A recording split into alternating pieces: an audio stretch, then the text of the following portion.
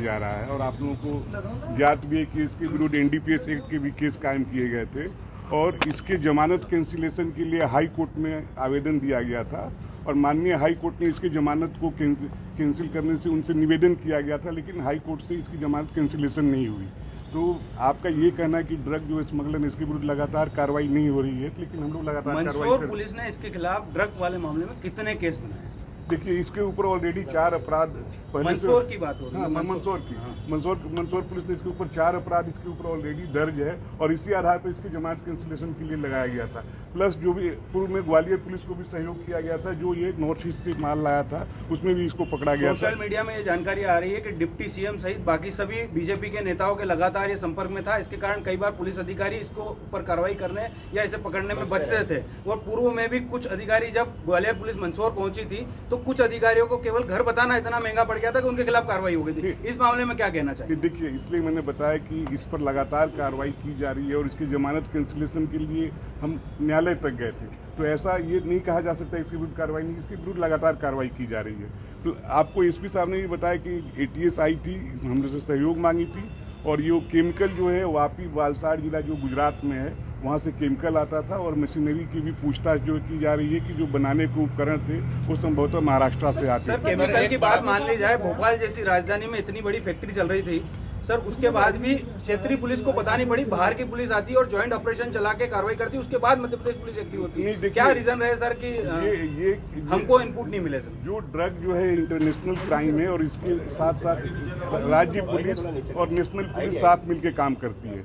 NCB भी लगातार काम कर रही है और इसी सिलसिले में 3-4 महीना पहले पूर्व में राजस्थान में भी फैक्ट्री पकड़ी गई थी और भी जगह फैक्ट्री पकड़ी गई है और उसी को आगे बढ़ाते हुए सभी के सहयोग से ये कार्रवाई की। सर, हरीश के साथ आपके कितने लोगों का नाम आया सर? आंकड़े में बताइए अगर आप नाम नहीं बता सकते। नहीं, हरीश के साथ हमें 4-5 मेन लोगों का नाम मिला, जिसमें एक प्रेम पाटीदार भी है और इसके अलावा राजस्थान के भी कुछ लोग हैं जिनके जो इसके सरगना टाइप के हैं, उनका भी जानकारी मिली है।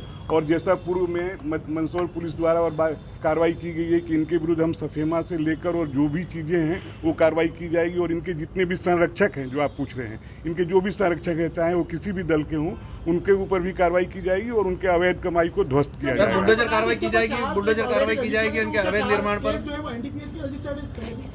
इसमें से कुछ केस एनडीपीएस के हैं, इसमें से 2 तो मुझे याद है कि 2 केस जो एनडीपीएस मंदसौर पुलिस नहीं किया सर? हाँ, दोनों मंदसौर पुलिस। ग्वालियर पुलिस का भी एक मामला है सर, ग्वालियर पुलिस ने भी इसको और भी जानकारी ली जा रही है। रतलाम के बीजेपी नेता और पूर्व अध्यक्ष रहे बोरवाल का नाम भी आया और भी जानकारी ली जा रही है। और जो मैं आपको बताया कि किसी भी पार्टी के हों और जैसा कि प्रेम पाटीदार और इनके भी जो भी रिलेटिव हैं उनके विरुद्ध भी कार्रवाई की जाएगी, वो किसी भी पार्टी उनके विरुद्ध सख्त कार्रवाई की जाएगी। प्रेम पाटीदार कौन, इसकी प्रोफाइल क्या है सर? अब तक पुलिस ने क्या इन्वेस्टिगेशन? प्रेम पाटीदार के बारे में जानकारी ली जा रही है और इसका जो पॉलिटिकल एफिलिएशन है ये जैसी जानकारी लेगी आपको बताया जाएगा। सर, ये हरीश आंजना के ऊपर एटीएस ने प्रोसीडिंग की है, क्या इसमें हरीश आंजना ही कभी और भी लोग भी हैं इसमें? अभी और पूछताछ चल रही है और हम लोग जैसे सर अवैध संपत्ति जो कमाई इन्होंने तस्करी के जरिए, क्या इसको भी आप नष्ट करवाएंगे? हाँ, बिल्कुल। जैसे बताया गया कि इनके जो भी संरक्षक हैं उनके विरुद्ध कड़ी से कड़ी कार्रवाई की जाएगी। हरीश आंजना के अलावा पुलिस की गिरफ्त में अब तक इस मामले से जुड़े हुए कितने लोग हैं? नहीं, अभी कोई गिरफ्तारी नहीं हुई है। इसके आगे हम जैसे बताया गया कि प्रेम पाटीदार का नाम आया है और उसके जो 4-5 सहयोगी हैं जो पड़ोस के जिले के भी हैं, दूसरे स्टेट के हैं, तो उनके विरुद्ध भी कार्रवाई की जाएगी और आगे हम लोग भी। जो 5 आरोपी आप इससे जुड़े हुए बता रहे हैं सर, उसमें कितने मध्य प्रदेश के और कितने राजस्थान के? अभी एग्जैक्ट आपको मैं नहीं बता सकता हूँ, जैसे विवेचना आगे बढ़ेगी आपको बताया जाएगा। सर, एक बात पूछना चाहूँगा, इस पूरे मामले में राजनीतिक कहीं न कहीं इंटरफेयर होगा?